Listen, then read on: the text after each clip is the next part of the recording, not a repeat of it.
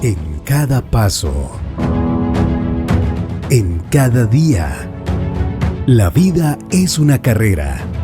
Córrela con comodidad.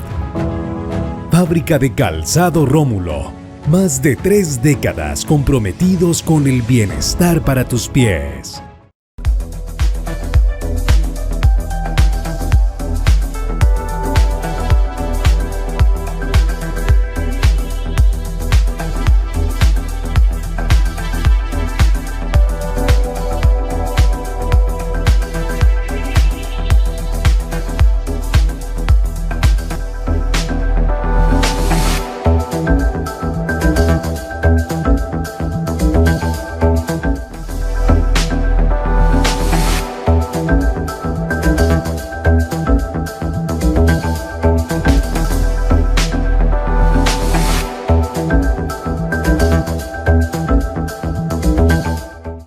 Transportes Especiales ACAR es una empresa que con 18 años de trayectoria cuenta con un amplio parque automotor y una plataforma tecnológica que se ajusta a las necesidades de sus clientes, garantizando la excelente calidad de sus servicios. Una empresa que vela por el bienestar y seguridad de sus empleados y usuarios, comprometida con el cuidado del medio ambiente y el futuro de nuestro país. Transportes Especiales ACAR, logística con sentido ambiental.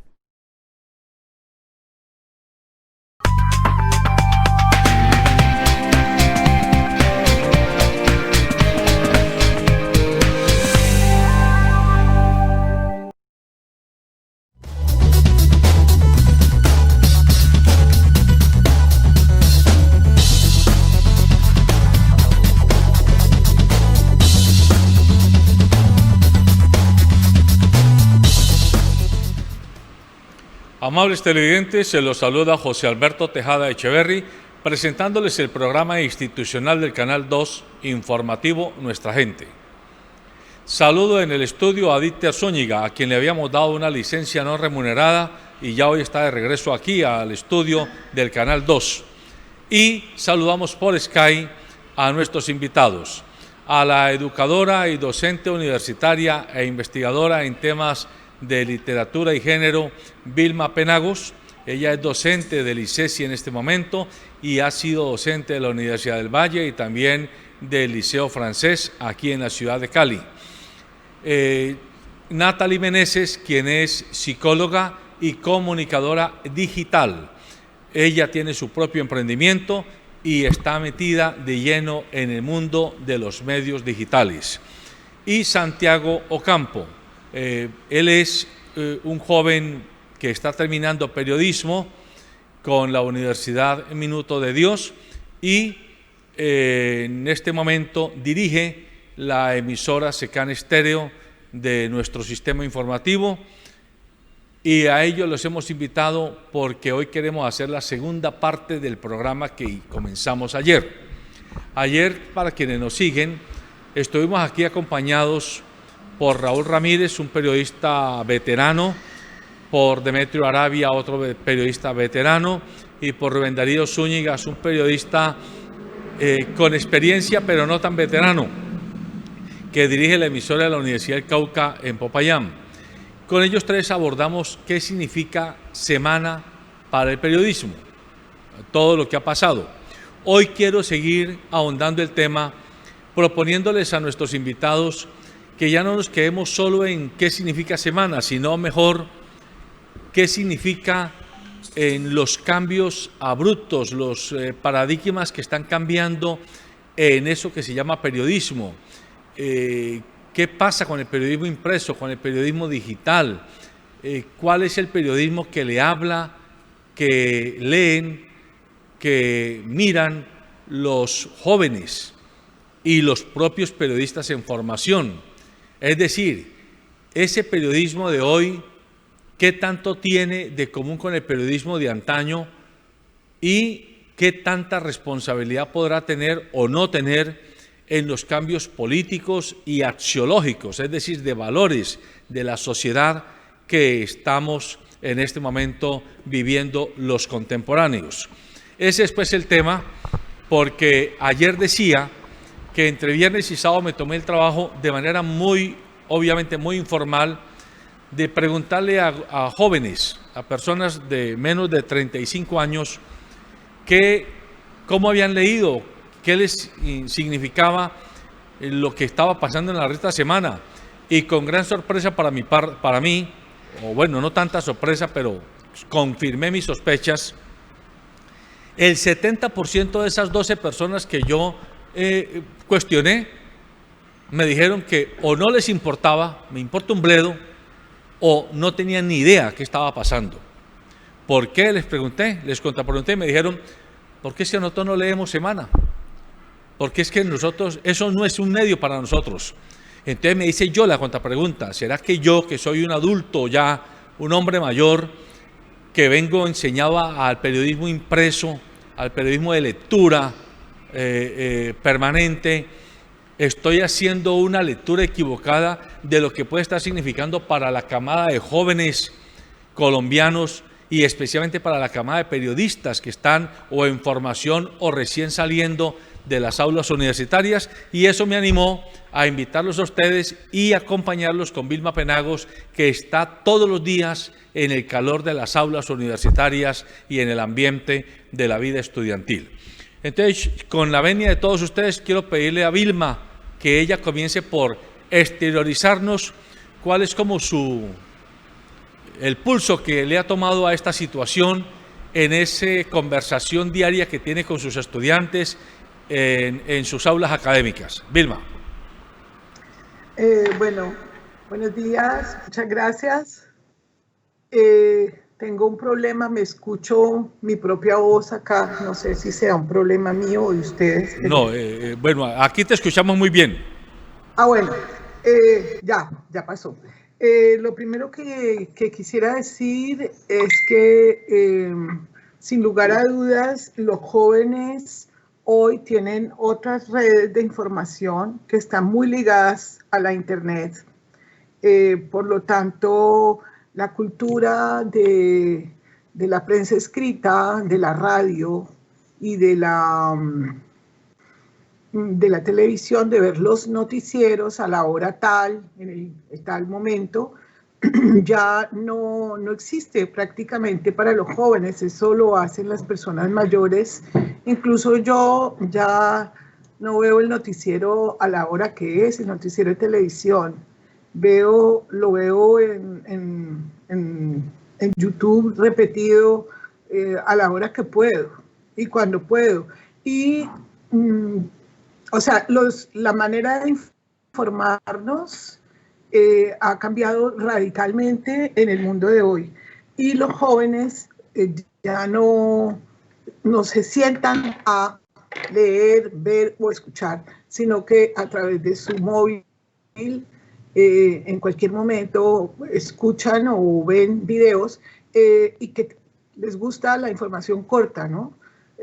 Ya los grandes artículos, mire que para escribir en la prensa a uno le piden 800 palabras en un artículo. O sea, eso ha cambiado radicalmente y ha cambiado en el sentido de que yo como consumidora de noticias consumo lo que quiero y consumo cuando quiero, ¿no? No necesito escucharme todo el noticiero, sino que oigo lo que a mí me interesa o en grabado en YouTube la noticia que me interesa. Ellos buscan y en parte yo también hago eso, ¿no? Tal vez por la relación con ellos, busco lo que me interesa. ¿Qué pasó esto? Miremos a ver. Y rápidamente se hace un paneo de las noticias en la red internet y uno ya está informado, con muy pocas. No se necesita profundizar tanto cuando a uno lo único que quiere es informarse, ¿no? Es lo que yo veo en los jóvenes. Lo otro que veo en los jóvenes es que no le creen a los grandes medios. Y yo creo que en eso tenemos, perdón, voy a arreglar aquí una cosa que se está funcionando mal. Ya. Los jóvenes no les creen a los medios y yo creo que nosotros también deberíamos ponerlos en duda a los medios de televisión. Tienen muchas dudas sobre lo que dicen, lo que informan y de hecho con las falsas noticias, pues credibilidad en los medios de comunicación se ha perdido totalmente. Y los jóvenes tienen pues sus redes sociales, que son unos medios donde ellos mismos o pares como ellos producen noticias e informaciones que ellos escuchan, leen si les interesa. Lo que pasa en el mundo político les interesa muy poco, en el mundo económico es lo que yo siento, ¿no? Les interesa muy poco. ¿Por qué? Porque yo pienso que están cansados de las mentiras, de las noticias sensacionalistas, de todas esas noticias negativas que todo el tiempo se dan en la televisión sin contexto y en la radio, ¿no? Los medios de comunicación están muy mal, ellos son amarillistas en general. Cuando dan una noticia no le explican, no profundizan, no hay una investigación periodística sobre la noticia y todo es muy superficial. Entonces yo diría que eso es como lo que veo en los jóvenes. Ellos están más interesados es por su proyecto personal y por divertirse, pasarla bien y no tanto por enterarse de los problemas políticos o económicos del mundo que los saturan y los hacen sentir impotentes frente a todo lo que pasa. Muy bien, muchas gracias Vilma por ese primer aporte. Natalie, tu turno. Natalie. Bueno, muy buenos días, José Alberto. Muchas gracias por la invitación. Muy de acuerdo con Vilma en muchos de sus aportes. Decirles que ahorita todos los apoyos digitales que tenemos, todo lo que se viene en automatización, disrupción, nos está acelerando. Creo fielmente desde mi organización de negocios y experiencias, ya no les decimos eventos, sino experiencias publicitarias, es lo que están buscando las personas. Sí, es lo que estamos buscando esta generación, de tener aventuras, de conocer lo desconocido. Los mismos algoritmos y la misma programación de todo este mundo digital nos conocen más que nosotros mismos, ¿sí? Sabe qué nos gusta, saben a qué horas ingresamos, a qué horas dejamos de utilizar. Bueno, ahorita hay de hecho, uno de los documentales que más me impactó se llama El dilema de las redes sociales. Me parece muy propio traerlo aquí a este informativo, y es que nos tratan de avatars, ¿sí? Yo he sido una fiel creyente de buscar la libertad en todos los sentidos, de que no tiene precio. Eso es un regalo, un valor, un estado del ser humano, hablándolo desde lo psicológico, que estamos en esa búsqueda.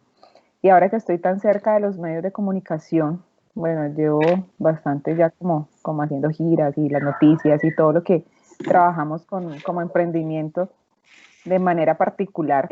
Nos hemos unido y pienso que es como la fuerza también de la atracción. Personas que, como dice Vilma, le queremos apostar a nuestros sueños. Queremos ser libres de jefes, queremos ser libres de horarios, queremos ser libres de estar las 8 horas detrás o en un cubículo, queremos ser libres de que nos tengan con la cabeza y la mirada hacia el suelo y siguiendo unas directrices y crear nuestros propios mundos, crear nuestros propios sistemas. Y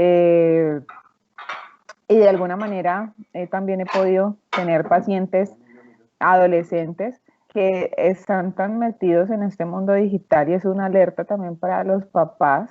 Creen que la vida, que creen que la realidad va más enfocada a lo que el mundo digital nos ofrece, ¿sí? También creo que todo lo que ha sido creado por el ser humano, por lo divino, ha sido utilizado tanto para lo bueno como para lo malo.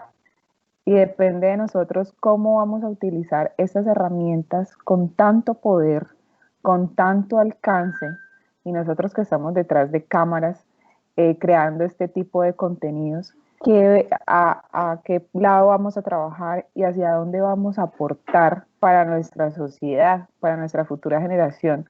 Me siento con papitos y les digo, y a los educadores también, a los que estamos y de alguna manera también hemos educado. Yo no he sido profesora, pues, que lo haya ejercido, pero sí he dictado muchos seminarios en temas de mercadeo, de marketing, de ventas inteligentes, de emprendimiento, resocialización, sustancias psicoactivas. Y puedo decirles que he tenido audiencia en estos años de experiencia de más de, no sé, unas 4.000, 5.000 personas. Y he podido también entender que es necesario crear contenidos de valor, ¿sí? Crear contenidos que cada día nos afiancen eso que realmente queremos. Y a los papitos les he dicho, no estamos listos para enfrentar los cambios que estamos enfrentando. No estamos listos para educar la generación que viene. O sea, ellos vienen con un desarrollo, allá hablando, metiéndonos un poco a lo clínico, neurológico, mucho más avanzado. No sé si este tipo de herramientas como los celulares, los computadores, el internet, ha acelerado estos procesos neurológicos. Creería yo que sí, conociendo un poco, y que mi tesis fue basada en lo neurológico, que sí nos tiene los pensamientos de esta generación mucho más avanzada, y la generación anterior o contemporánea, como le dice José Alberto, no está a la vanguardia y no está al ritmo de este tema. Entonces, pues el llamado claro para los trabajadores de la salud mental, para los profesores que son como nuestros segundos padres en la formación de nuestra vida, y es que hay que darle un poco de acelerador, y toda la pandemia nos metió el acelerador y le metió quinta y turbo a este tema, de que nuestra juventud y nuestra niñez necesita que estemos más en conocimiento de todo lo que esté sucediendo en este mundo digital, porque es un océano, o sea, esto ya es un océano. Y bueno, la idea es que empecemos a crear contenidos de valor y que nos diferencien y que sean de mucha formación. Lo que sabemos en temas educativos es que también es del 3 al 5% del conocimiento es el que está digitalizado. Entonces hay mucho por hacer, o sea, hay mucho por hacer. Considero que el conocimiento no debe quedarse en manos de pocos y convertirnos o seguir siendo una sociedad y una humanidad piramidal, Muy bien. donde lo bueno, donde lo valioso queda en manos de pocos, y lo de muchos Sí, quedamos ahí como volando. perfecto. Gracias, Natalie. Santiago. Bueno, buenos días para todos, muchas gracias por la invitación. Concuerdo con lo que dice Vilma y quiero empezar la intervención con esto. Si hay algo que admiro de mi generación y de las que han venido hacia adelante, es la rebeldía, el no quedarnos con el no o con el sí, sino el querer ir a buscar más. Entonces, en ese orden de ideas, nosotros sí, evidentemente, hemos dejado atrás un poco ese tema de los medios tradicionales y, por supuesto, ya no le creemos a los medios de comunicación tradicionales y tenemos una herramienta que es el Internet, y entonces vamos y buscamos a ver qué es lo que sucede. Pero aquí está el problema del asunto. Yo siempre he dicho que actualmente somos una sociedad muy informada, extremadamente informada, pero poco sabedora. No sabemos las cosas, las conocemos, pero no las sabemos bien. Entonces, ese es el reto, y hablando desde el tema periodístico, al que nos enfrentamos las nuevas generaciones del periodismo. Lo decía una vez Yolanda Ruiz en una intervención en la Feria del Libro, la inmediatez está haciendo perder la esencia y la ética del periodista. Entonces, es una cosa que se ha venido trabajando o que se ha tratado de enfrentar desde hace mucho tiempo, pero que en la actualidad tenemos un reto todavía más grande, porque no hemos sido capaces o nos han criado con lo tradicional y no nos han criado del todo, por lo menos en las facultades, con lo de ahora. Entonces seguimos viendo facultades de comunicación social y de periodismo muy ligada a lo que es el medio tradicional, a lo que es la cabina de radio tradicional, el set de televisión habitual, la prensa habitual, pero cuando salimos aquí a la vida real, nos enfrentamos a medios de comunicación digitales Nos enfrentamos a canales de televisión que ya no tienen los super estudios, sino que son cada vez más reducidos, sin sacrificar evidentemente el profesionalismo, y entramos a periódicos que ya se están virtualizando. Uno dice como estudiante y como periodista de esta nueva era, ¿será que lo que aprendí en la facultad me va a servir o no me va a servir? Y es terrible porque apenas ahora estamos viendo el cambio de pensum del periodismo tradicional al periodismo digital. Nos tocó esperar a mí me tocó esperar casi que 5 años para poder ver ese cambio en el pensum, pero es que el cambio viene desde hace mucho tiempo. El medio digital no existe hace 5 años, ni hace 2, ni hace 3, diría yo que ni siquiera hace 10, existe hace mucho tiempo. Entonces, ahí hay una brecha gigante entre la tecnología y entre el saber y el conocimiento del periodista en la actualidad. No sabemos enfrentarnos a los medios de comunicación digitales, pero más que eso, no sabemos enfrentarnos a la virtualidad, a la inmediatez y a la ética y el profesionalismo que esto requiere, porque estoy seguro de que los medios virtuales sí no requieren la misma ética ni el mismo profesionalismo que el medio tradicional. Requiere todavía mucha más ética, mucho más profesionalismo, y aún no estamos entrenados para eso. Estamos aprendiendo sobre la marcha y es un tropiezo levantarse. Pero la pregunta es, ¿qué tanto daño le podemos hacer nosotros en ese proceso de caerse y levantarse a una audiencia que ya viene con un saber más amplio quizás de lo que es informarse en Internet, o obtener información en Internet, entrenarse en estos medios virtuales? Creo que es una duda que quiero dejar sobre la mesa. Muy bien, Dieter Zúñiga. Bueno, Alberto, yo creo que la explosión de estos medios de comunicación con los cuales hoy contamos, pues tendrá de pronto un lado negativo, pero yo creo que hay mucho de positivo en todo ello.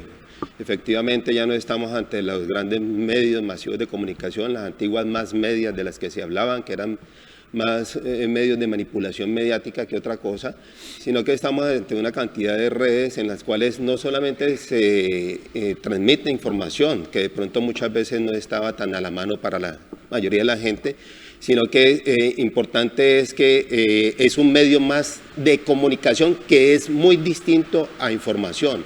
O sea, ya es la posibilidad del intercambio, del acercamiento del uno con el otro, de intercambiar ideas, mensajes. Entonces, ahí se va generando todo un movimiento bien interesante que inclusive ha puesto en jaque a muchos gobiernos, a muchos estados, y en ese sentido pues uno ve algo positivo. Creo que pues yo me relaciono con muchos jóvenes, y no solamente con jóvenes, inclusive con viejos que están constantemente haciendo uso de estos medios, y realmente pues muchos de ellos los ve mejor informados que antes. Entonces creo que si bien uno puede hablar de cierta juventud que se está afectando con este medio, esta forma de comunicarse o de informarse hoy en día, pues también hay una gran cantidad que lo está haciendo, lo está capitalizando de una manera positiva, en transformar inclusive sus entornos, de asumir posiciones políticas, de asumir inclusive actitudes de orden económico que permiten salir adelante con nuevos proyectos, nuevas posibilidades. Entonces, eso es lo importante que yo veo ahora. Ese monopolio y ese dominio que había de unos pocos frente a la información, que tenía una tendencia precisamente de manipulación de la sociedad, pues se ha visto resquebrajada, ha abierto las posibilidades a nuevos tipos de mensajes, de encontrarnos con nuevas realidades o otras caras respecto de las realidades que antes nos planteaban, y eso genera todo un efecto mariposa, diría, que permite transformaciones de gran calado, y en eso es que estamos en este preciso momento. Se está poniendo a tambalear un establecimiento, un sistema, a partir del papel que cumplen esas redes y esos medios hoy en día. Bien, los llamados nuevos medios o medios digitales han hecho presencia global en esta última década y particularmente se han hecho notar en las elecciones presidenciales de varios países, entre ellos nuestro país, Colombia, y Estados Unidos, Brasil, Argentina, Chile, etc. En el caso de Colombia, es indudable que esa irrupción de nuevos medios y de nuevas vías de comunicación digital jugaron un papel definitorio en el llamado plebiscito del 3 de octubre. ¿3 de octubre fue? 3 de octubre. 3 de octubre del 2016. ¿Ah? ¿Dijiste algo? No Sí. 3. Bueno, correcto. Pero está confirmado que en las elecciones presidenciales de Estados Unidos del 2016 fueron determinantes y de alguna manera también jugaron un papel muy importante en las elecciones colombianas del 2018. Se supone que ahora acaba de ocurrir la elección en Estados Unidos y precisamente ayer el Congreso americano citó al presidente de Facebook y al presidente de Twitter y los llamaron a cuentas sobre la base de una acusación. La acusación central que le hacen, en este caso, los políticos americanos por presiones de ciertos sectores de la sociedad a estas dos plataformas es que ellas están editando la información, que ellas están editando la noticia y que se están convirtiendo en los medios de comunicación sin ser medios de comunicación. Y que esto es muy peligroso porque terminan simplemente gobernando y direccionando la información y la interpretación de la realidad a partir de sus plataformas. Entonces, a partir de ello, yo quiero pedirles a ustedes que hagamos ese análisis. Yo dije al principio que quería que miráramos la axiología de este nuevo entorno digital, porque sí es cierto que hoy todos, yo mismo, ya prácticamente no leo en papel ningún medio informativo, salvo lo que son libros como tales, pero no basta con que simplemente cambie de formato, de que dejes de leer en papel y leo ahora en pantalla. La idea es qué es lo que leemos, qué es lo que encontramos, qué es lo que digerimos, qué es lo que queda determinando nuestro pensamiento y por lo tanto nuestra actitud ante la sociedad, ante el poder y ante la vida.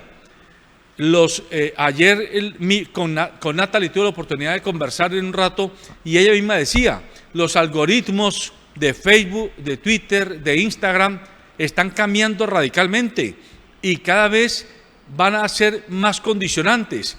El que tiene el poder del algoritmo tiene el poder de la comunicación. Así que podrás hacer todo el esfuerzo que quieras, pero si tú no eres el dueño de la plataforma, pues estás ahí nadando en una especie de acuario. Pero el que tiene la llavecita para meterle oxígeno al acuario y apagarle la luz o no al acuario es el que finalmente decide qué es lo que consumimos como información.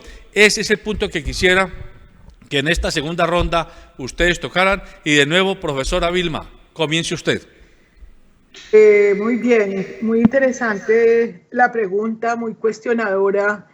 Bueno, en primer lugar yo digo lo siguiente, hoy día la prensa es más libre gracias a los medios digitales y a la facilidad que se tiene. Yo con un celular puedo hacer un video y regarlo en las redes sociales quejándome de algo, mostrando un accidente, mire todo, o sea, hay más libertad, más posibilidad de informarse con las redes sociales y con los medios digitales, pero al mismo tiempo hay más posibilidad de manipular, de engañar, de mentir, porque todo el mundo tiene acceso a eso y no todas las personas tienen la capacidad, la competencia de poner en duda lo que se les está diciendo, en buscar medios de verificación de si esa información es verdad o no. Yo pienso que, así como decía Sebastián, es el nombre de nuestro compañero de mesa, como él decía, Santiago. Santiago, perdón, qué pena. Santiago lo decía, es muy importante que las universidades donde se forman los nuevos periodistas y agentes digitales desarrollen el pensamiento crítico. Eso es algo, una competencia que los seres humanos tenemos que, yo creo que hoy día es fundamental, ¿no? Que yo sea capaz de discernir si una información es veraz o no es veraz, si está manipulada. Eso las personas que trabajamos en humanidades somos muy alertas en eso, ¿no? Pero la mayoría de la gente no lo es. Yo cada que oigo una noticia la pongo en remojo, la pongo en duda. Me sucede de aclarar a mi madre o a mis sobrinos y todo sobre si eso es verdad o no, ¿no? Entonces, incluso yo he aprendido a hacerlo, porque hay cosas que me he creído, ahora ya no me las creo tanto, porque hay una tendencia, yo diría mágica, a creer que todo lo que dice la imagen es verdad. Que si yo veo a tal persona entrando a tal sitio, hablando con tal o diciendo tal cosa, es verdad.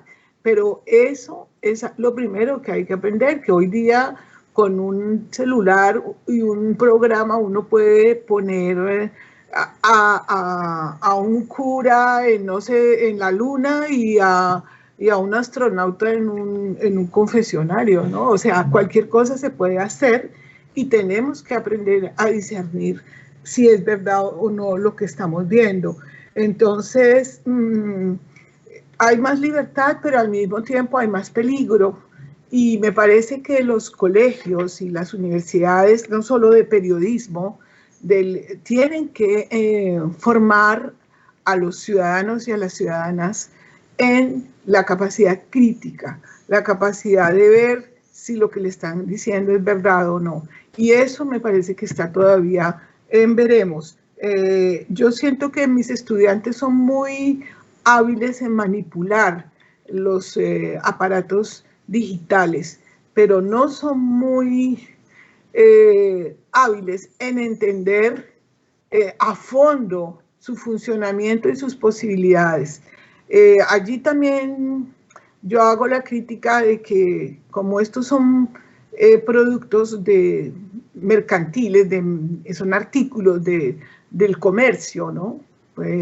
Todo el día están saliendo nuevas actualizaciones, nuevas aplicaciones, nuevos teléfonos, nuevos celulares, nuevos computadores, y nos dicen que son la última panacea y no lo son tanto. Entonces, nos obligan a usarlos y a veces no son tan eficientes. Por lo menos en pedagogía, a mí me da mucha pena decirlo, pero no son tan eficientes las aplicaciones para usar en la educación. Muchas no son tan flexibles, son rígidas, tú tienes que usarlas de cierta manera, no puedes ser muy creativo con ellas. Entonces yo sí digo que hay una necesidad de desarrollar el pensamiento crítico en los estudiantes, en enseñarles todas las implicaciones que conlleva utilizar estos mundos digitales y estos medios digitales, y me parece que eso no se está haciendo tanto, ¿no? Hay que tener una educación a los medios. Hay que ofrecer a los niños desde pequeños una educación a los medios. Entonces, pues yo diría eso, ¿no? A mí me preocupa mucho, bueno, en los medios tú puedes encontrar programas que te dan, o ¿cómo se dice? Información que te da valores, pero también te dan antivalores. Yo pienso que eso hay que... Solo una persona formada, alertada, frente a todas estas posibilidades, es capaz de discernir lo que quiere creer y lo que no quiere creer. Tu turno. Santiago. Bueno, ¿Y vamos en el mismo orden? Estoy cambiando. Santiago. Listo, vale. Para mí los medios de comunicación tradicionales y las redes sociales pues caben dentro de dentro de ese conjunto de medios de comunicación.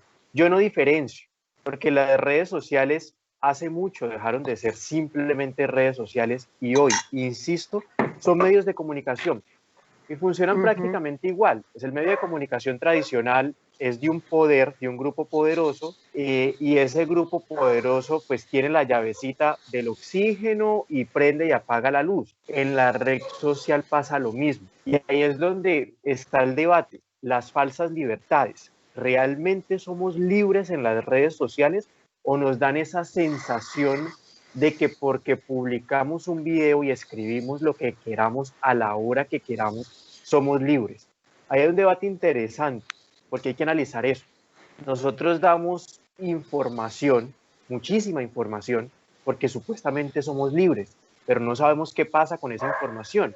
Y resulta que más adelante nos tienen los datos ya bien archivados en un servidor y les va a servir a esos poderes que hoy en día son las redes sociales y estos grandes imperios como Facebook, Twitter, Google y demás, para manipularnos a nosotros. Entonces creo que ahí está el tema.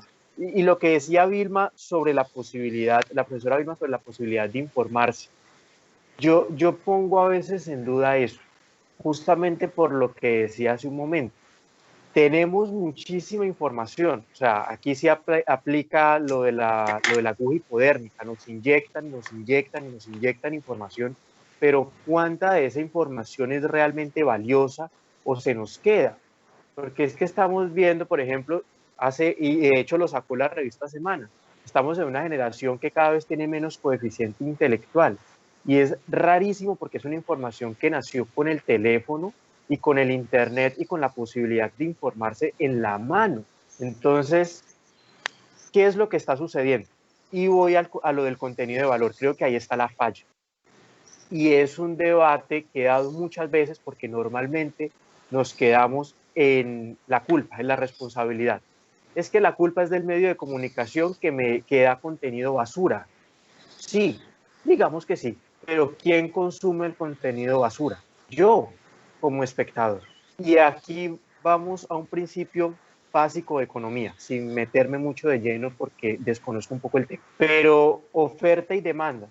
Si yo tengo una empresa, un medio de comunicación que necesita mantenerse, porque necesita plata, tiene una planta de recursos humanos, tecnológicos, logísticos y demás que necesita dinero, y resulta que a mí el contenido basura me está dando semanalmente 200, 300 millones de pesos y pongo un programa de documentales, un programa informativo que no me está dando nada porque resulta que de 1.500 espectadores nomás me están viendo ahorita con el programa educativo 100, pues para mí eso no es rentable. Entonces, ¿de quién es la culpa? ¿Del medio que me da contenido basura o de yo que le sigo consumiendo el contenido basura y lo sigo exigiendo? Hay una responsabilidad que hay que mirar. Y quiero cerrar esta intervención con una frase de Juan Gosaín en la Feria Internacional del Libro de este año. La pregunta no debería ser qué país le vamos a dejar a las futuras generaciones, a nuestros hijos, qué país le vamos a dejar a nuestros hijos, sino qué hijos le vamos a dejar a nuestro país. Ahí está el meollo del asunto, porque es que, a ver, yo soy de la nueva generación, sí, pero yo soy muy crítico con mis 21 años sobre el papel de los jóvenes con las redes sociales.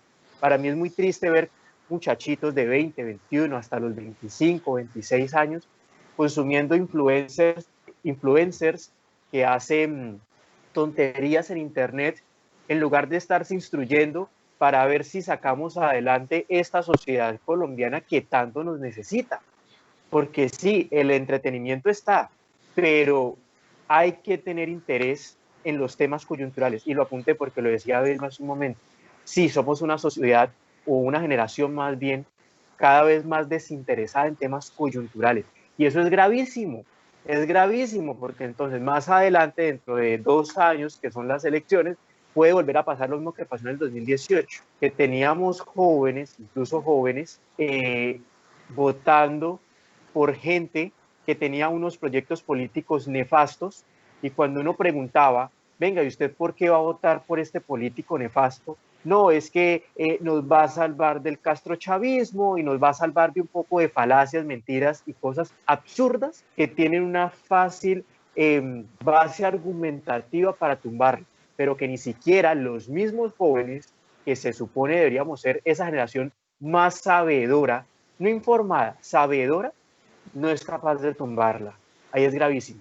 Muy bien, Natalie. Bueno, con respecto a la pregunta puntual que hacía José Alberto, sí, ahorita viene, se ha desarrollado también como un servicio, una profesión que se llama marketing digital político.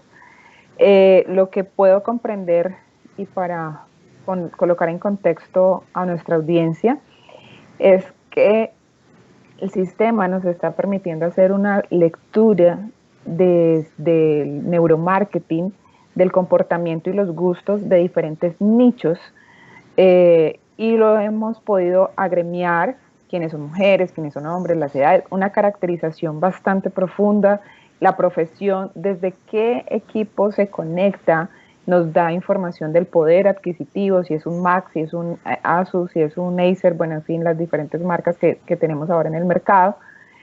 Y de alguna manera esas han sido las estrategias más fuertes que se han utilizado en el mundo político. Saber qué te gusta y llegarte con un mensaje contundente a tu inconsciente para llevarte a la acción al consciente y lograr pues ese voto. Entonces, es tanto el tema político y bueno, vamos a trabajar por las madres cabezas de familia. Entonces el algoritmo y la programación nos dice, hay tantas mujeres madres de familia, la pauta vale tanto con respecto a lo que hablabas de que fueron llamadas las cabezas de Facebook y tiran el mensaje. Entonces, claro, si a mí me hablan a mi gusto, o si a mí me hablan a mi realidad, o si a mí me hablan a mi necesidad, esto se llama persuasión. Me persuaden para ganar un voto. Y es una herramienta, por eso yo les decía que lo que se ha creado puede ser utilizado para extremadamente lo bueno o para extremadamente lo malo. Entonces, si hacemos todo ese análisis, pues estas personas han estado con un equipo de trabajo excelente, diría yo. Es un trabajo que requiere de tener el conocimiento, de tener la preparación y bueno, también de tener una buena propuesta. Entonces, como decía Santiago, conectando también lo que hemos dicho hoy acá, pues también depende mucho de mi decisión, o sea, qué tan autónoma soy, qué tan pensamiento crítico tengo con respecto a lo que estoy viendo, o en qué verdad estoy parada, o simplemente soy como una pluma que el viento sopla y se va para donde el viento sopla. Entonces, también es de mucho cuestionamiento de parte de nosotros, los consumidores de información, y de quién soy yo, o sea, y ahí vamos también un poco más, qué pensamiento tengo yo construido, hasta dónde voy a creer, hasta dónde yo soy importante en estos escenarios políticos, de tomar una decisión acertada, de tomarme a la tarea, si realmente yo voy a ejercer una democracia, si realmente voy a dar un voto, de tomarme a la tarea de leer todos los planes de trabajo, de leer todo el plan de desarrollo que me proponen y realmente saber qué es lo que necesita mi sociedad, de realmente conocer las poblaciones vulnerables, de conocer las problemáticas de donde estoy viviendo, ¿sí? De conocer qué es lo que está sucediendo, pero sí, más ni más, estamos tomando decisiones radicales y muy importantes para nuestra sociedad, basados en un trabajo de expertos, porque yo les puedo decir, son expertos y utilizan la herramienta a su conveniencia. Y pues como decía José Alberto, pues el que paga las pautas elevadísimas, pues lo puede lograr. Personalmente, cuando hacíamos las ferias de emprendimiento aquí en la ciudad de Cali, que logramos hacer 8, yo hacía el equipo de trabajo hacía una muy buena inversión para que tuviéramos más de 30,000 visitantes en el evento y fuese todo un éxito. Entonces, sí influye mucho esta herramienta. Y bueno, la invitación nuevamente es a que sea utilizada de la mejor manera, que sea utilizada para lo bueno, que sea utilizada para fomentar espacios y experiencias, para crear experiencias que nos sigan ayudando a evolucionar como seres humanos. Entonces sí depende de nosotros. O sea, yo quiero que nos salgamos un poquito también del sistema cuando habla la profesora Vilma de que estas herramientas no nos dan la creatividad. También estamos fomentando mucho a que entonces, si vamos a trabajar fuertemente en lo digital, construyamos nuestras propias plataformas, construyamos nuestros propios contenidos, de más en temas comerciales y en temas de programas, y que ahorita todos podemos tener canal en YouTube, y si nos vamos a que podamos construir nuestro imperio digital y nuestros propios contenidos, que seamos creativos en eso, ¿sí? Que mostremos algo diferente, que marquemos la diferencia. Y es la invitación pues a todas las personas que quieran ingresar a este mundo de lo digital, a este negocio de lo digital, porque es un negocio hermosísimo y, como dice Santiago, factura lo que ustedes quieran. Es invitarlos a que por favor creemos contenidos de valor, nuevamente como lo dije en mi intervención anterior, porque podemos hacer muchísimo en este mundo, podemos hacer cosas grandes, podemos hacer cosas maravillosas, podemos impulsar, de hecho creo que es una herramienta y es una frase que vengo utilizando mucho también en medios de comunicación, donde los menos importantes pueden ser los más importantes, pero de nosotros depende desde el ámbito que yo lo he podido utilizar, que es una de las problemáticas grandes que tiene nuestro país, y es el desempleo, y es de vive de tu talento, vive de tu pasión, conviértelo en una marca e impúlsalo. Y esta plataforma nos lleva a eso. Lo que nadie conocía, lo puede conocer miles y miles de personas, y cambiarle la vida a una familia, llevar el sustento a mis hijos, a mis familiares, ¿sí? Y cómo poder lograr esa economía. Perfecto. En mi casa. Entonces es una herramienta súper poderosa, y la invitación es a que sea bien utilizada. Muchas gracias, Natalie. Dieter. Alberto, yo soy, usted sabe, optimista con lo que estamos viviendo a través de los medios y las redes hoy en día. Yo considero que lo más importante que ha ocurrido es que el monopolio o el dominio frente a la comunicación, frente a la información, se ha perdido precisamente por los que tentan el poder económico. Ese es tiempo en que uno se sentaba a ver, por ejemplo, el televisor o las noticias, y que uno entonces desde su sillón se rascaba la cabeza, pataleaba frente a lo que estaba sucediendo, pues resulta que ha tenido un salto cualitativo hoy en día, porque ya, insisto, ya pasamos realmente a medios de comunicación, en el que en el momento en que alguien está mandando la noticia, el otro puede estar haciendo algún comentario, la puede estar controvirtiendo, puede estar inclusive subiendo información que desmiente la que le están enviando. Entonces, todo eso ha generado una situación bien particular que implica, desde el punto de vista político, que la hegemonía tambalea y se abren nuevos espacios. Antes, muy pocos de nosotros tenían posibilidad de divulgar algo. Hoy en día, para divulgar algo no necesitas mayor cosa, tener de pronto un buen celular, una buena cámara y efectivamente enviarlo. Ahora, efectivamente, se va a enviar una cantidad de basura, circula por redes, pero circula también una cantidad de noticias valiosas. Ahora, creo que a partir de allí, el pensamiento crítico también se va expandiendo de una u otra manera, porque hay la posibilidad, insisto, del intercambio, de la averiguación, de la investigación. Entonces, si bien no tenemos posibilidad, o muy poca gente va a tener posibilidad de controlar esas situaciones para direccionarlas en un sentido preciso y concreto, pues por lo menos se abren las posibilidades a nuevas cosas.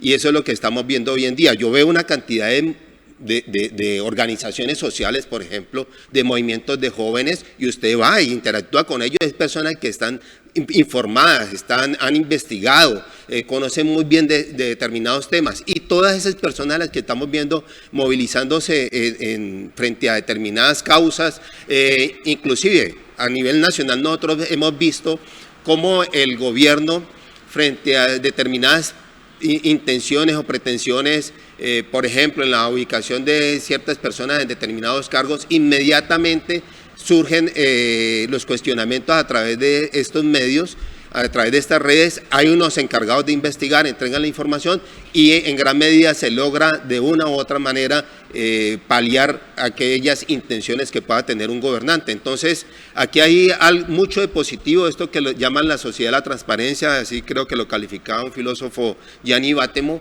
ha traído muchas cosas positivas que tienen que ser capitalizadas y se están capitalizando a nivel global. Muy bien.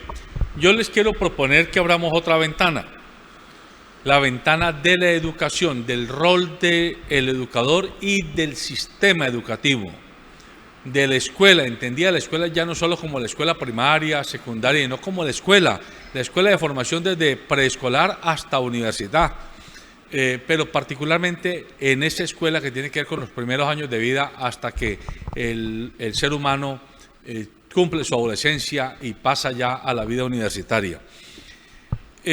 Santiago decía en su intervención anterior que él notaba que todavía en las facultades de comunicación se seguía enseñando o dando formación periodística y de comunicación social anclados en los medios tradicionales. Y no se había comprendido que es que estamos ante un escenario novedoso. A usted ahora habla de que hay mucha información, Dieter, que hay mucha gente que puede interactuar y que ya no solo se rasca la cabeza cuando escucha la noticia, sino que puede actuar, por lo menos poniendo un mensaje, para que ese mensaje se vuelva viral. Un prospectivista que ya murió, Alvin Toffler, en los años 80 y 90 del siglo pasado, hace 40 años, casi 40 años, él decía que en su libro El Shock del Futuro, que lo que más iba a adolecer la sociedad del siglo XXI era la crisis disruptiva de la educación, porque la sociedad iba en autopistas 5G, para poner ahora el nombre de las autopistas hipermodernas que tenemos. Es decir, autopistas de gran velocidad en todos los campos, en economía, en cultura, en cine, entretenimiento, etcétera, pero que la educación iba en vía terciaria. Estas son palabras mías, no son de él. Decía en vías de poca velocidad, de 30 kilómetros por hora, mientras él anunciaba que la sociedad iba a 160 kilómetros por hora. Entonces, con esto lo que quiero preguntarles y pedirles que reflexionen es: ¿y entonces qué hacemos con educación? ¿Y qué hacemos con el educador? ¿Y qué hacemos con el ambiente educativo? Porque un niño de 5 años que llegue al preescolar hoy, y seguramente en 5 años, es un niño muy distinto al que tenía 5 años hace 15 años. Ese niño de hoy llega haciéndole pregunta al profesor o a la educadora que jamás nunca le iba a hacer un niño hace 15 años. Y un muchachito o muchachita que entre de 11 o 12 años al 6º grado de bachillerato llega con tal nivel de información y de preguntas cuestionadoras a ese educador, que si ese educador no ha soltado la tiza y se quedó sobre la tiza y en la educación bancaria, pues queda fuera de serie. Entonces, ¿qué hacer? Porque la sociedad adulta es la que se supone que moviliza. Pero esa sociedad adulta, para poder tener pensamiento crítico, necesita haber sido formada desde la base educativa. ¿Cómo lo hacemos? Para que cuando lleguen a adultos, esos niños y esos jóvenes no sean presa fácil de la manipulación de las nuevas plataformas digitales. No le quiero dar la palabra a Vilma en esta ocasión de primera. Quiero que Natalie haga su primer comentario. Bueno, muchísimas gracias. Bueno, decirles que de alguna manera yo sí he venido como pensando y preocupada por este tema, porque me he encontrado en los escenarios vulnerables que les hablaba antes, con una población alta que no saben leer y escribir, y estamos hablando de personas ya de avanzada edad, que no van a invertir 11 años de primaria y bachillerato para estar otros 5 años en un mundo universitario y salir a ganarse un salario mínimo.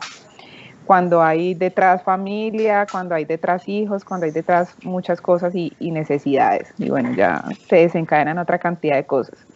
Lo que yo pues propongo en la mesa y a las personas que nos puedan escuchar en estos temas de educación, y como lo hemos dicho aquí, cambiar la palabra educación por formación, reconocer que hubo unos temas estructurales. De hecho, soy de las que piensa que hay algo que nos está manipulando y que no les interesa que avancemos más en temas de conocimiento. Por ahí leía un libro que se llama La mano invisible de Adam Smith, que habla un poco de ese tema, y es empezar a formar desde la experiencia y la realidad. ¿Yo con qué me he encontrado? Desde el 2014 que decidí formar empresa, he querido tener contenidos de cómo hacer empresa y me he chocado con un sistema que formó, creo que la revolución industrial tiene mucho que ver allí,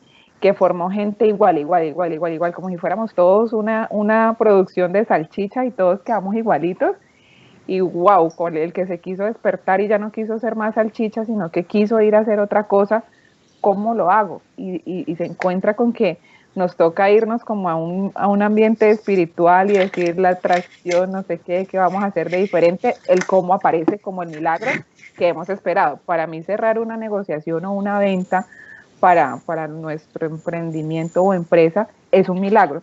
Entonces, ¿cómo empezar a educar? Y la invitación a los formadores o educadores, maestros, profesores, las múltiples nombres que le hemos colocado a lo largo de la historia, es que nos empiecen a educar desde la experiencia y la realidad. Empecé a buscar personas que hubiesen tenido empresa, se hubiesen quebrado, los hubiesen robado, hubiesen tenido problemas con la DIAN, cómo lo enfrentaron, cómo lo superaron, y empecé a rodearme de estas personas, a decirme, enséñenme cómo lo hicieron. Entonces, para mí es mucho más valioso que alguien me enseñe desde la experiencia, desde la realidad, desde los resultados y sobre todo la pasión. Ayer en el programa que tenemos también en tema de emisora virtual, comprendíamos que una persona adulta aprendió a leer y escribir en 6 meses con todos los contenidos de lo que tenía que ver con la radio.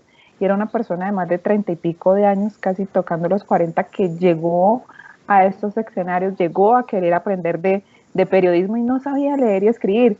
Entonces, ¿cómo es de bonito y cómo debería transformarse la educación a que me formen y me entreguen contenido con lo que a mí me apasiona y a lo que me voy a dedicar para salir adelante en este océano de conocimiento que ahorita tenemos y en lo que se viene?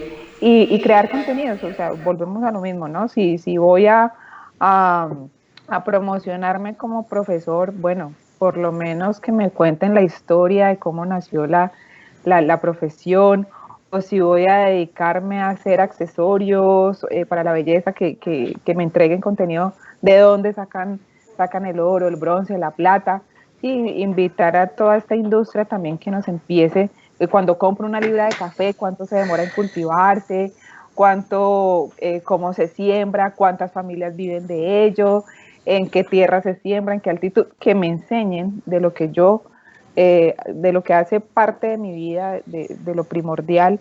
Eso me parece importante, que se transforme la educación en ese sentido. Muy interesante su apunte, Natalie. Santiago. Bueno, a mí me parece que lo primero es darle la oportunidad a los estudiantes, no a los estudiantes, llamémoslos de los estudiantes, a tener unos docentes mejor capacitados en lo que es el mundo digital y en lo que es la utilización de las nuevas tecnologías. Lo decía hace un momento, no podemos tener docentes que sigan con la tiza en la mano. Infortunadamente, eso es lo que todavía se ve. Sin llegar a ser ofensivo, pero docentes de 65, 70, 75 años todavía dando clase con unos modelos que se han sostenido allí en el tiempo y que no se han permitido cambiar por terquedad, porque les ha funcionado antes, y entonces después dicen, es que los estudiantes no aprenden, no funcionan, no. Pero ¿por qué no analizamos el docente? ¿Por qué no analizar la metodología docente? Y aquí hay una crítica incluso también para los docentes de esta era, un poco más jóvenes, que no saben utilizar de hecho las nuevas tecnologías. Es que la utilización de nuevas tecnologías no es colocar por medio de una videollamada, de una sala virtual, un video en YouTube y decirle, vaya, mire el video y ahorita hablamos. Eso no es aprovechar las nuevas tecnologías y tampoco es educar. Eso no es educar ni es enseñar. Entonces, creo que desde allí parte la génesis de todo esto. Yo soy defensor de que la educación es la que puede sacar una sociedad adelante. O volverla trizas o volverla una sociedad realmente funcional y pues utópica, como se puede decir en algunos casos, si lo analizamos desde este punto de vista, un poquito desde el contexto colombiano. La educación es la génesis de todo, pero dentro de esa educación hay unos actores, el docente y el alumnado. El alumnado que debe ser no un objeto pasivo de la educación, sino un objeto activo, un actor activo, que más allá de quedarse con lo que el docente le enseña, pues estudie y abra nuevos conocimientos desde la autodidáctica, desde el aprendizaje autónomo, pero es un camino que funciona en doble vía. Si el profesor no estimula esa curiosidad, ese sentido de pertenencia, incluso lo llamo yo, por la misma educación, pues terrible, es terrible. Y lo digo desde una anécdota muy personal. A mí no me gustan las matemáticas, no me gustan. Y puede sonar un poco al cliché, es que el comunicador periodista nunca estudia nada que no le gustan los números. No, es porque mi proceso como alumno durante la primaria, durante el bachillerato, con las matemáticas fue terrible, porque me encontré con unos docentes, a excepción de una sola profesora en grado 10º, que me fue muy bien con ella. Me encontré con unos docentes que simplemente iban a escribir en un tablero un poco de fórmulas y de números sin uno llegar a comprender para qué eran esas fórmulas y esos números. Y algo, insisto, que yo defiendo mucho de mi generación es la rebeldía y es el no quedarse con la pregunta allí. Nosotros preguntamos siempre, ¿eso para qué me va a servir? ¿Para qué me sirve el mínimo común divisor, el máximo común múltiplo, la regla de 3, las fracciones? ¿Para qué me sirve eso? Y si a mí un docente me sale, no me pregunte eso lo va a ver en el ITFES, o eso más adelante le sirve, pues realmente eso estimula que yo como alumno vaya y me siente con un cuaderno a decir, vamos a ver para qué me sirven las fracciones, o vamos a estudiar fracciones. No funciona. Entonces creo que hay que, desde allí, es un trabajo en doble vía, sin duda. La educación es un motor para cambiar la sociedad, pero se deben asumir desde el alumno y desde el profesor las nuevas tecnologías y entender que las redes sociales, que el computador, que las herramientas digitales no van en contra del proceso educativo, por el contrario, lo pueden acompañar y pueden motivar al estudiante a querer saber muchísimo más. Muy bien, Vilma Penagos, tu turno. Complicado lo veo yo, porque en realidad yo entiendo la importancia de las nuevas tecnologías. Siento que hay un rango de docentes que están entre los 40 y los 70 años, a veces más, que tienen unas carreras en unas áreas del saber que son muy brillantes y que no manejan bien las nuevas tecnologías. Yo siempre hago una crítica a las nuevas tecnologías y yo digo, el afán de poner en el mercado las nuevas tecnologías ha hecho que nos pongan a usar herramientas tecnológicas que no están a punto, que no son tan flexibles, tan sutiles como se requiere en pedagogía. Yo sí hago una fuerte crítica a eso, nos ponen a usar lo que todavía no está a punto. Y además, como el afán de vender esas tecnologías hace que cuando uno aprende a manejar un programa, ya lo cambian, ya viene otro aparato y tú tienes que consumirlo. A mí eso me preocupa, a mí me parece que eso no es avanzar. Eso es la economía del mercado, del marketing, que está por encima de todo en este momento. Y eso me parece supremamente peligroso. No todo se nos puede volver negocio y emprendimiento. Hay una parte de la educación que tiene que ver con la formación humana, con la formación histórica, filosófica, que está por encima de los aparatos tecnológicos y que tiene que, si la gente no sabe quién es, como dice mi filósofo de cabecera, Bernardo Subirón, somos lo que hemos sido, lo que han sido los que nos antecedieron. Entonces, si no sabemos eso, pues qué pena, pero pueden hacer lo que quieran con nosotros. Por otra parte, yo, como dice Santiago, estoy de acuerdo con eso, porque es que las cosas no tienen un solo lado, las cosas tienen lados buenos y lados malos, ¿no?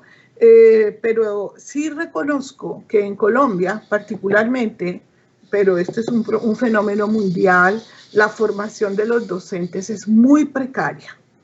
Y no es precaria porque sí, es porque al sistema económico capitalista le interesa que no seamos críticos, que no sepamos quiénes somos.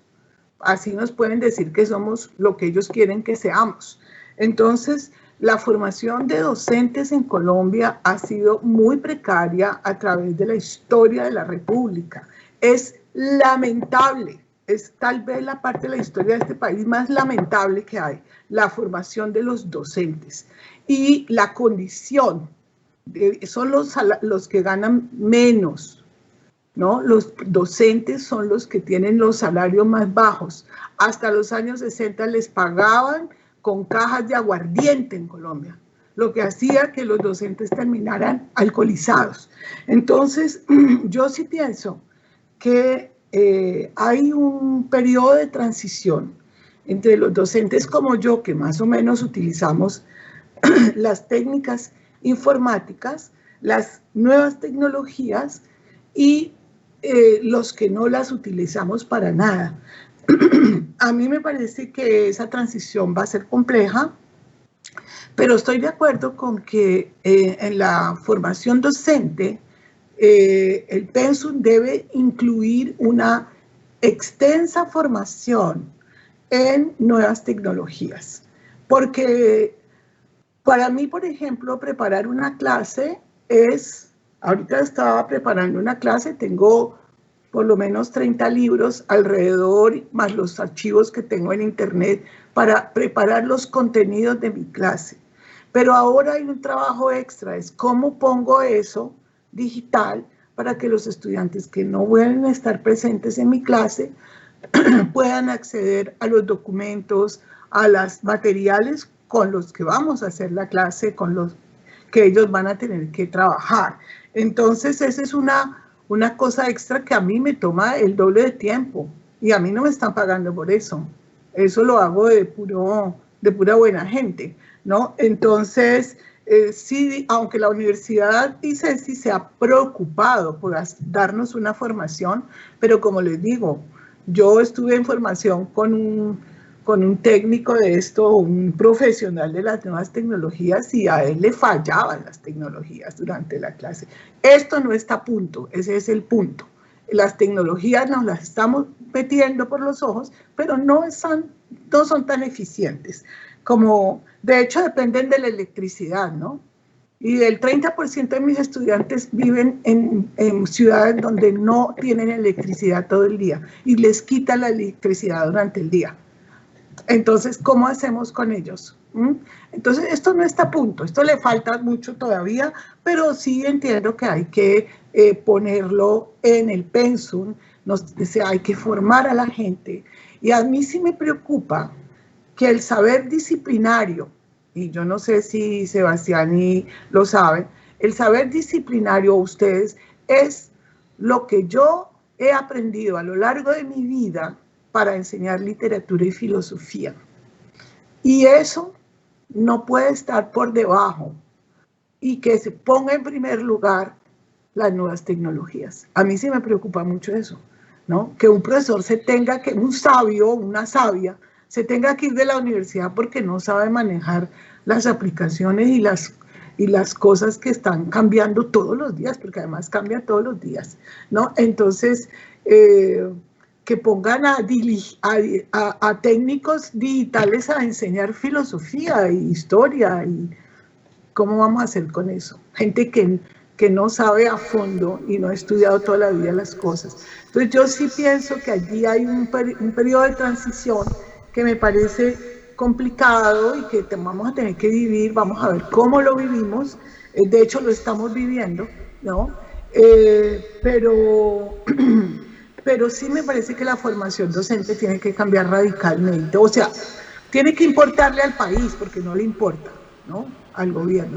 Y otra cosa es que no todo puede ser mercantil, no todo puede ser negocio, no todo puede ser compra-venta.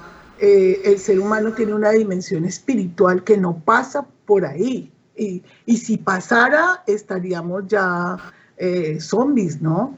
Entonces eso diría yo por lo pronto frente a este tema. Yo ahora sí me siento plenamente identificado con Vilma. A mí me parece que tu introducción es muy acertada. Cuando hablamos de tecnologías, creo que aquí mismo en algún momento lo tratamos, Alberto, una postura frente a esto que es el avance tecnológico constante, que inclusive viene de otros centros de poder y frente al cual nosotros somos como el último vagón del tren, siempre estamos atrás, el otro jalonando. Vienen y eso de la programación o la obsolescencia programada no es solamente frente al software, sino también el hardware, es decir, una transformación constante que garantiza un mercado constante, ¿no? Y un mercado que sacrifica mucho de nuestras tierras, ¿no? Porque para producir todo ello, efectivamente tenemos que hablar de unos materiales, de unas cuestiones de carácter físico que son las que, tras las cuales andan una gran cantidad de transnacionales. Entonces, ahora, frente a la educación, pues nosotros no podemos decir que veníamos con una educación ejemplar, que estuviese formando ese ciudadano que requiere una república o que requiere una democracia. No, o sea, eso desde mucho antes había fracasado. Nosotros como república somos un fracaso constante precisamente porque no se ha formado ese individuo, ese ciudadano que requiere para esa democracia. En el papel todo está bien, pero en la práctica nada funciona como debiera. Ahora, las tecnologías efectivamente son una herramienta más. Pero lo que pretenden mucho es sustituir precisamente esa educación, ese contacto que se requiere entre seres humanos, ese intercambio que solamente puede hacer de manera presencial, cambiarlo por tecnologías. Y ahí yo creo que hay un grave error. Entonces, efectivamente, hay que educar, y hay que educar inclusive para hacer parte de esta sociedad en la cual estos medios pues están allí, están disponibles, y lo único que requieren es el individuo educado precisamente para sacarle el mejor provecho.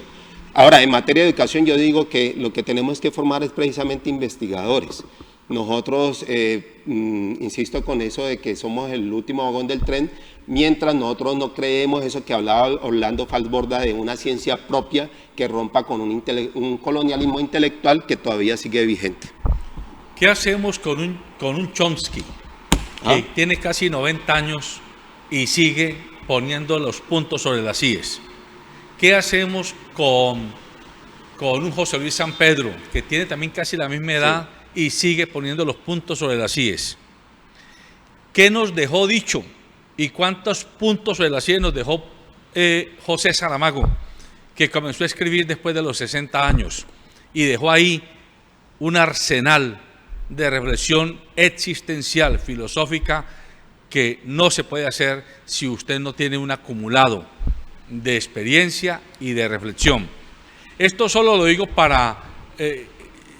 yo estoy tratando de encontrar el justo medio, no el centro, el justo medio entre la preocupación de Vilma, que me parece muy lógica, y lo que plantea Santiago y de alguna manera Natalie. No puede ser. Mire, en el siglo XX, a principios del siglo XX, se hizo el puente de Juanchito, el que todos conocemos. Ese puente tiene casi 100 años y se hizo sin computadores, se hizo sin nuevas tecnologías, se hizo a base de cálculo matemático y a base de ojo de ingenieros, pero ingenieros de verdad. El canal de Panamá se hizo en el siglo XX comenzando y todavía los computadores no aparecían en el escenario y se hizo semejante obra de ingeniería. Entonces tampoco podemos divinizar a las nuevas tecnologías como el alter ego de la humanidad. En eso yo estoy de acuerdo. Si uno se encuentra a veces con médicos que lo único que saben es manejar el aparatico endoscópico o que te hace la biopsia, pero si tú le preguntas algo sobre el metabolismo humano, están lejos, porque son seres que saben mucho de muy poquito y no quieren saber nada del entorno, de la amplitud, en este caso del cuerpo y de la fisiología humana y del metabolismo humano. Si usted se pone a estudiar con abogados, aquí tengo a uno, al lado mío, yo creo, esto lo digo pues con mucho cuidado, ¿no? Con mucho respeto, vale. Yo creo que antes los llamados jurisconsultos eran abogados de verdad, eran jurisconsultos. Uno cuando hablaba con un abogado, estoy hablando de los años 30, le voy a hacer campaña aquí, propaganda sin costo a la Universidad de Santiago de Cali. La Universidad de Santiago de Cali en los años 60 y 70 del siglo pasado era extraordinaria en formación de Derecho y Ciencias Políticas. Y eran gentes muy cultas, eran hombres y mujeres que no sabían únicamente cobrar, hacer ¿cómo se llama esa cosa? Ejecutiva. Sí, ejecutivos. Eso, ejecutivos, y cobrar una letra, y enredar a un juez, y bueno, no, eran hombres y mujeres. Eran hombres y mujeres que pensaban la sociedad y tenían un criterio de sociedad. Si uno se pone a pensar en los periodistas, así como habían jurisconsultos, a mí con el respeto que me merecen los periodistas y las gentes del medio, perdónenme, pero de 100, 10 si acaso son hombres y mujeres cultos, que les quepa la sociedad, que les quepa la historia, que les quepa la filosofía, que les quepa la sociología, que les quepa la política con P mayúscula en su cabeza, en el ejercicio de su profesión periodística. La inmensa mayoría, digo yo, son comunicadores organizacionales, son publicistas con formación de periodistas, que están vacíos en gran parte. Y además de ello, creo yo que le hace mucho daño el culto a la juventud, y yo defiendo el papel de la juventud, pero yo me aparto totalmente de la referencia que hizo Santiago de los profesores de 60 años y 70 años. Yo tuve a un médico especialista desde que yo tenía 18 años atendiéndome hasta que cumplí 50 años, y el hombre se murió, y era un hombre ya veteranísimo, y me dejó en manos de uno de sus hijos, un hijito de papi, formado en la misma disciplina, que casi me mata.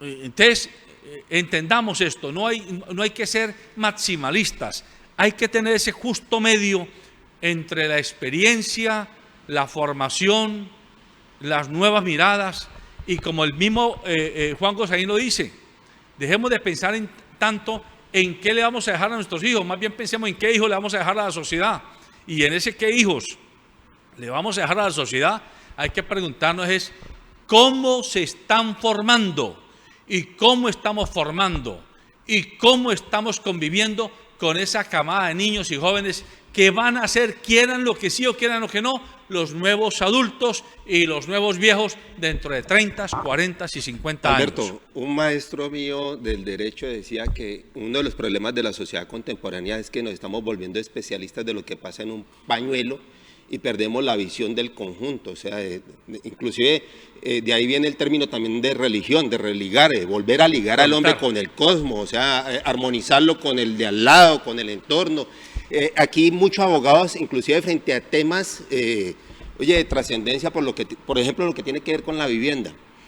Entra uno a hablar con un funcionario sobre los problemas de vivienda y ellos se pegan del inciso, del código de policía, de acá, no tienen una visión que vaya más allá, o sea, no saltan a la constitución política, no saltan a los principios de derecho, ni al concepto antropológico, ni al concepto de arraigo, bueno, una cantidad de cosas que caben allí para tener en cuenta, pero no, se van a la especialidad.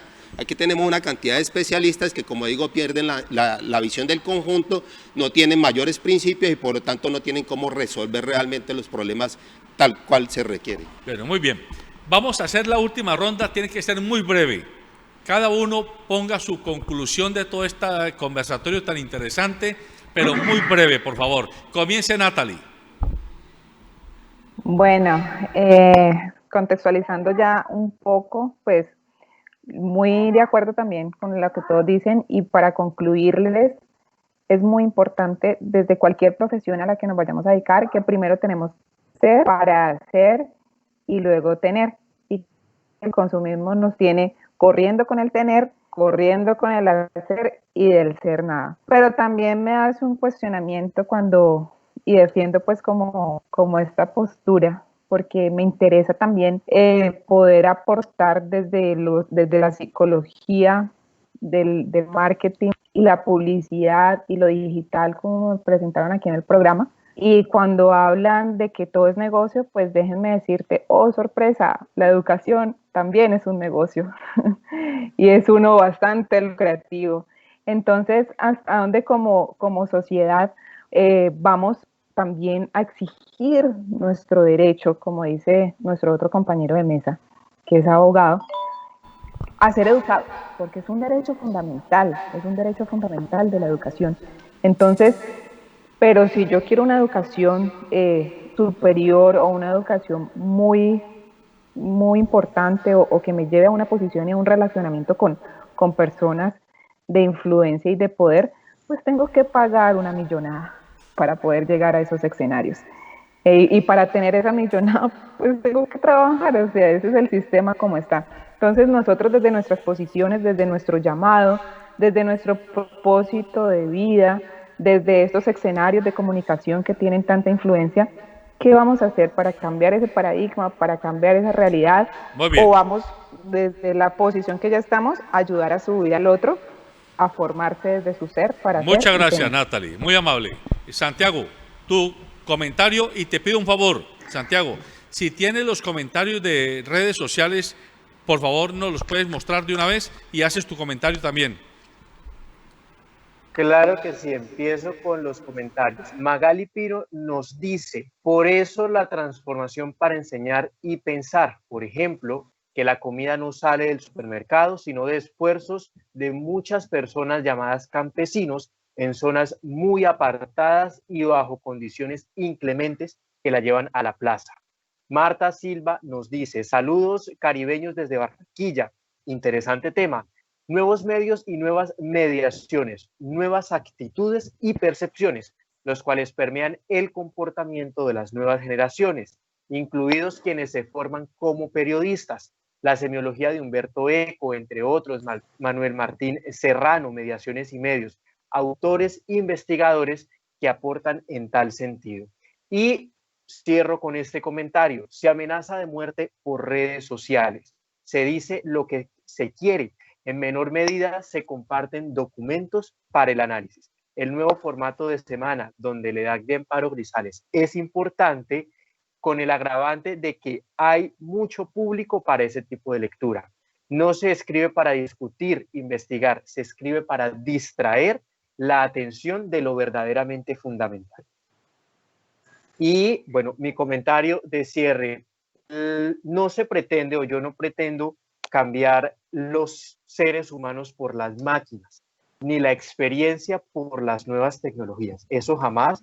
Y mis grandes docentes han sido personas también adultas. Por ejemplo, un docente al que le agradezco mucho estar donde estoy hoy es el docente Roberto Gámez, que Roberto tiene más de 65 años. Lo que digo es, hay que adaptarse a ese modelo de experiencia, esa experiencia enriquecedora, adaptarla a las nuevas tecnologías, porque también es una manera de que trascienda en el tiempo y de que la persona no llegue un día, pues bueno, se muera y simplemente su experiencia se acabe allí. Yo soy partícipe, aunque no me gusta leer digital, de digitalizar los libros, los documentos, de dejar unas memorias, de dejar una videobiografía, ¿por qué no? Para que con el tiempo yo pueda recurrir al recurso digital, al recurso virtual web y encontrar lo que dejaron esos docentes o esas grandes mentes que nos formaron y poderlo seguir utilizando en el tiempo.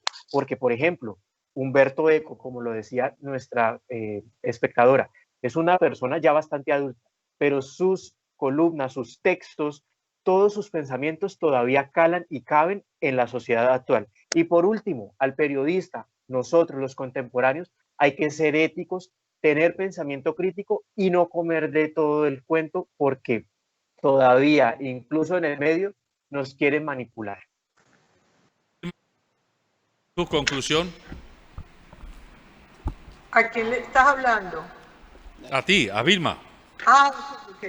Mira, yo pienso que la reflexión final que me queda de este encuentro de hoy es que estamos ante dos modelos de mundo, de sociedad.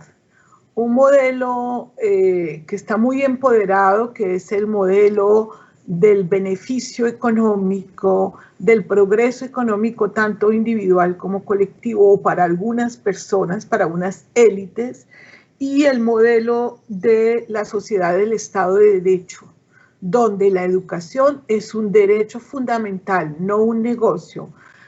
Es verdad que en nuestro país y en todos los países del mundo, la educación es un negocio para el dueño de la educación, pero no para los docentes.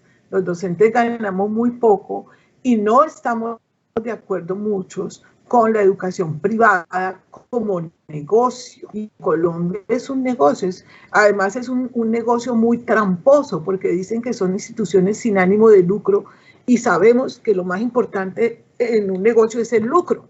Entonces ahí hay una contradicción de nuestra realidad que tiene que ver con el modelo económico en que vivimos, donde la educación, los medios digitales, el buen vivir es un negocio y el que no tiene plata no tiene cómo defenderse.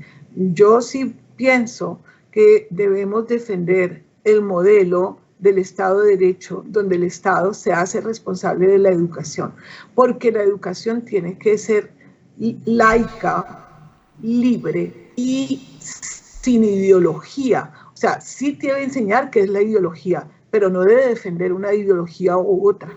Y eso solo lo puede lograr una educación pública, universal y gratuita, con profesores muy bien formados y financiada por el Estado. No puede ser financiada por las iglesias, como ha sido en nuestro país toda la vida, o ahora por empresas privadas que se dedican a la educación. Y eso tiene que ver con la formación de las periodistas y de las personas que trabajan en los medios digitales. Muchas gracias, Vilma. Dieter. Bueno, mi mensaje es breve para las personas que nos están viendo, los que participan de las redes y se informan y se comunican por estos medios, es que la invitación es a ser investigadores. La investigación es algo natural del ser humano, es algo que viene con el bebé, con el niño que investiga hasta que se da cuenta de cómo funcionan las cosas. Entonces, ese es el papel que tenemos que asumir hoy en día frente a toda esta invasión de información que nos llega, que antes no teníamos la posibilidad de acceder a ella, pero hoy en día inclusive tenemos la posibilidad de contrastarla, verificarla y acceder a la verdad. Entonces, esa es la invitación que queda. Creo que si la educación hace lo propio en ese sentido, ya sea institucional o por otros medios, pues es mucho el aporte que da precisamente a ese pensamiento crítico que se requiere para la transformación de la sociedad. Muy bien, agradecemos a nuestros invitados, a Natalie Meneses, a Santiago Ocampo, a Vilma Penagos, a Dieter Zúñiga, que nos han dado sus puntos de vista y han compartido en esta conversación matutina muy interesante sobre qué pasa con el periodismo, con los nuevos formatos periodísticos y de información, qué pasa con la sociedad, qué pasa con el poder, qué pasa con la educación. Cerramos con el siguiente comentario editorial. En reciente entrevista en la que participé, me preguntaban cuál era, a mi juicio, la esencia del periodista, del ejercicio periodístico. Y yo contesté al entrevistador que, en mi opinión, periodista sin criterio no es periodista. El periodista no puede ser un acumulador y un diseminador de información únicamente. El periodista, antes de acumular y de diseminar información y opiniones, debe tener criterio. Y criterio supone que la persona tenga eso que los lingüistas hace muchos años nos enseñaron cuando hablan de la sindéresis, de la pertinencia, de la razonabilidad, de la ecuanimidad, de la valoración de lo que digo, de lo que hago en el contexto en el que yo me estoy moviendo. Y con esto quiero poner un ejemplo. Y aquí hago nota de que alguien me llamó ayer a decirme: no hay que darle tanto bombo a Vicky Dávila porque ella no es la que ha generado la hecatombe en la revista Semana, cosa con la que yo estoy de acuerdo. Pero permítanme mencionar lo que le pasó a Vicky Dávila ante los estados judiciales con un capitán de la policía y su familia. A ella la obligaron, el juez la obligó a indemnizar económicamente por perjuicios a la honra, al buen nombre, a la reputación, a toda una familia. ¿Por qué eso? Ahí es donde está el criterio. En ese punto es que me quiero referir. Nadie dice que el periodista no investigue. Nadie dice que el periodista no ahonde con todo, con toda la sagacidad, con toda la capacidad de sabueso que tenga sobre hechos concretos. Pero una cosa muy distinta es que usted tenga información y evidencias que comprometan a un fulano o a una fulana sobre tal cosa, y es que usted, en un alarde de periodismo amarillista, de periodismo emocional, de periodismo sanguinolento, usted alardee de los datos que tiene, hasta de las evidencias en video que tienen, y no le importe, no tenga la sindéresis para ponerse un poquito empático o empática frente al dolor de una madre, de una abuela, de un hijo, de una hija, de una pareja, por los hechos que usted, en un acto de arrogancia periodística, está poniendo en manos y en ojos y en oídos de mucha gente a la que en el fondo no tendría por qué importarle la condición sexual de quien esté hablando o de quien esté frente a un hecho de investigación. Ahí es donde está lo que yo llamo el criterio. Y si de algo adolece el periodismo actual, es de criterio. El periodismo actual está formado y formateado o para el escándalo o para los likes. Pero el periodismo actual no está formateado, o mejor, dejó el formato de ser el notario de la historia, es decir, el testigo acucioso, el testigo permanente, el testigo hilvanante que va tejiendo eso que se llama el cuerpo social a partir de sus investigaciones, a partir de sus informaciones, a partir de sus opiniones y a partir, por lo tanto, de sus argumentos. Periodista sin formación es periodista sin criterio. Y periodista sin formación es un periodista, hombre o mujer, sin cultura. Y la cultura no es conocer los cuadros de Picasso. La cultura es conocer un poco de la historia de la humanidad, conocer un poco de la historia de esto que se llama el globo terráqueo, conocer un poco de la incidencia que los humanos tenemos frente a los demás seres vivos en esto que se llama el metabolismo vital.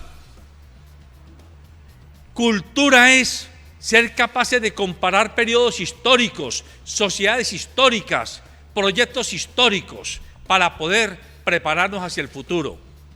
Necesitamos periodistas más estudiosos, con mayor criterio, con mayor capacidad de análisis y por sobre todo, y en esto quiero centrar el cierre de mi argumentación, más empáticos, periodistas que no por hacer alarde de su capacidad investigativa arrasen de largo la compasión humana.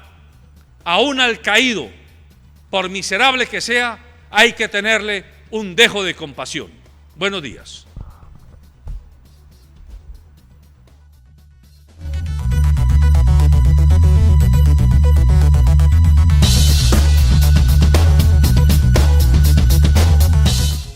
En cada paso, en cada día, la vida es una carrera. Córrela con comodidad. Fábrica de Calzado Rómulo. Más de 3 décadas comprometidos con el bienestar para tus pies.